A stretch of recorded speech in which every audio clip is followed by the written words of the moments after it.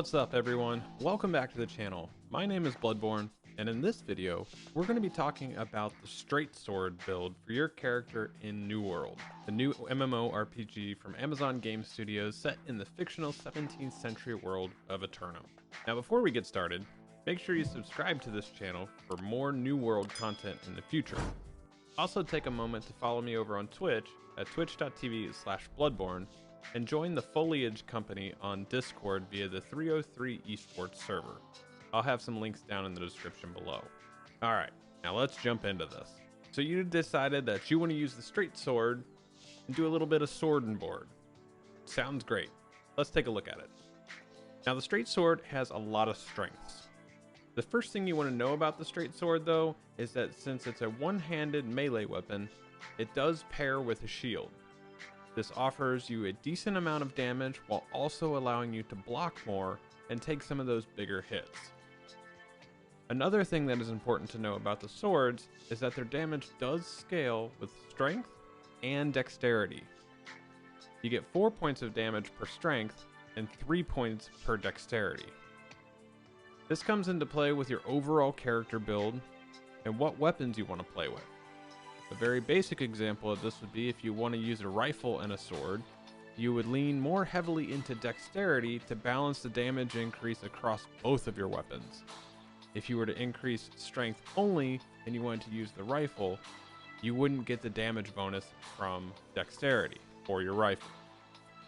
Also keep in mind that every weapon in the game will get 19 points to spend in its mastery, and you will only be able to get one of the 2 capstone perks in the skill trees. Now with all of that out of the way, let's take a look at the build I've been using for this preview. As of this video being recorded, I don't have all 19 points available on my weapons, but I do know how I intend to spend them in the future. Now the first thing you're going to want to do when you earn that first point of mastery is to learn the skill Whirling Blade. Whirling Blade is a great AoE skill, and honestly, who doesn't love a good AoE? It has a 20-second cooldown, and it's a full 360-degree AoE, and there is no target cap. Some other games, you have target caps on the number of targets that it can hit. In this case, there's no limit, which is great. Next up, we want to add in a point to Keen Blade.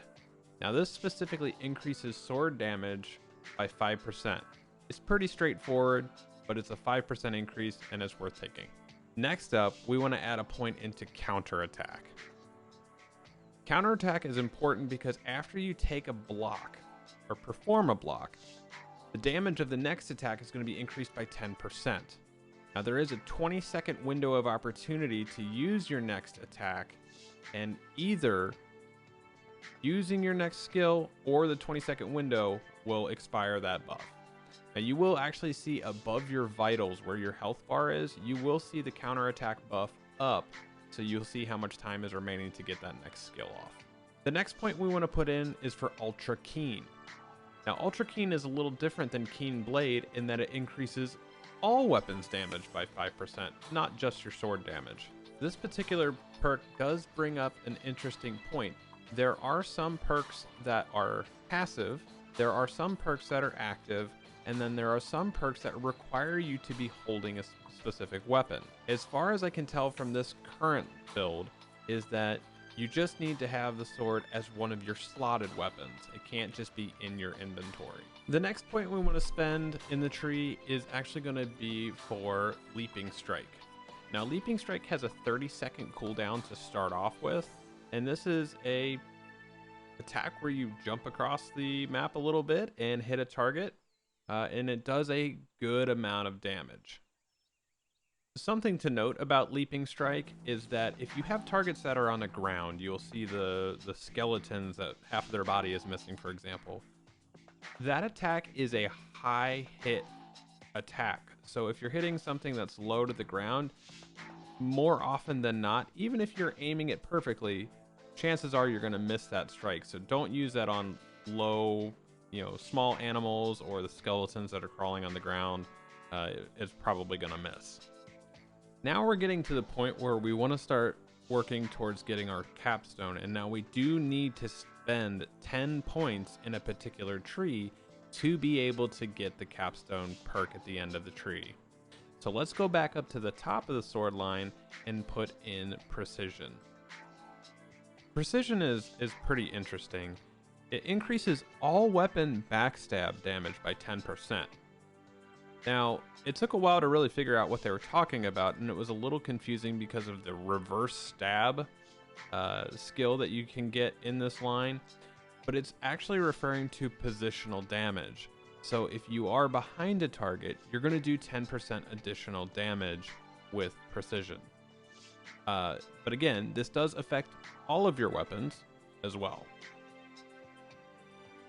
Next up, let's go ahead and add in a point to Quick Whirl, reducing the overall cooldown for Whirling Blade by 20%, dropping the overall cooldown to 16 seconds. With your next available point, let's go ahead and put that point into Fine Precision. Now this is a little different than the precision listed above because it increases specifically sword backstab damage by 20%. So again, we're still talking about that positional damage behind a target, but now you're increasing it by 20%. And by all testing so far in these builds, the percentages are additive. So it is an additional 20% on top of the 10% prior. It is not a 20% off of the base in addition to the 10% off of the base. Now with our next point, let's add a little bit more damage into Whirling Blade. We've already reduced the cooldown, so now we're going to take Sharpened Edge and increase the damage done by an additional 10%. This is going to make Whirling Blade a very good skill overall for any of your builds, mainly because of the next perk that we're going to add on to this, which is going to be Killer Advantage. Killer Advantage is going to give you a 35% reduction on all your cooldowns when you get a killing blow with a sword. Now that does not have to be a light attack, heavy attack, a particular skill usage. As long as the killing blows with a sword, when you have Killer Advantage perk on, it is going to reduce all of your active cooldowns by 35%. So Whirling Blade is going to come up even quicker to use again. The great thing about Killer Advantage as well is that if you have multiple mobs around you and you do kill them all, say you had 3, it's going to reduce the cooldown on, say, Whirling Blade by 35% each mob that you're killing, and that can happen very, very quickly. Now, before we can get down to our capstone perk, we do need to add in Reaching Strike. This is going to increase the distance of Leaping Strike by an additional 2 meters, which makes it great for closing in on enemies. Say if you're out doing PvP quests for your faction and you've got somebody trying to run away, Leaping Strike is a great way to close on those targets very quickly and then finish them off. Now that we've spent all those points, we get to use our capstone, Charged Strike. Now, Charged Strike is great because if you're using this in conjunction with Killer Advantage, you are seriously reducing your active cooldowns. And this is what makes the sword trait line so powerful. If you use Leaping Strike, it's going to reduce the cooldown by 35% and increase the damage of the next attack by 50%. This attack bonus will last for 20 seconds or until the next successful attack. So just like our previous buffs, where you have that window of opportunity to use the next skill, this one is even higher. So if you block and get the bonus off of that, you can use Charge Strike, which will be buffed, and then that will reduce the cooldown of your remaining cooldowns and buff your next skill by 50%. So you're kind of chaining your skills together to both increase the damage output and reduce the cooldowns, so those skills are back up and you can continue through that rotation.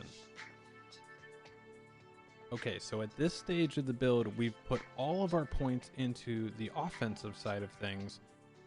So now let's start putting some of those points into the shield portion of the tree. We're going to start off with Shield Bash. This gives us another active skill and it gives us a stun. It's a pretty short one at 2 seconds, but the other great thing about this skill is it does have a small frontal cone of AoE, so you can actually hit multiple targets with it at one time. Now, I just said that Shield Bash had a pretty short stun at 2 seconds, so why don't we go ahead and make that a little bit longer. Let's add a point into Concussive Bash. It's going to give us another 2 seconds, so ultimately we're going to have a 4-second stun on potentially multiple targets. So this is a great thing. If you're finding yourself in a little bit of a sticky situation, this can help you get out of that situation or interrupt the big ability from an enemy. So now we have a couple points that we still need to spend, and at this point we haven't actually picked up Reverse Stab, so we're not going to spend the 3 points there. You could decide to use Whirling Death, which is going to increase the damage of Whirling Blade on targets that are under 20% health.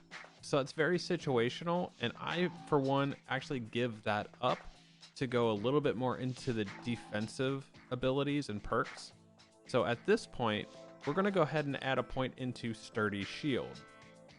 Sturdy Shield is going to give you a stamina damage reduction. So when you're blocking an attack and your shield gets hit, you don't take as much of a stamina loss, which is great because that means that you have stamina left to dodge an attack if you need to, or continue blocking.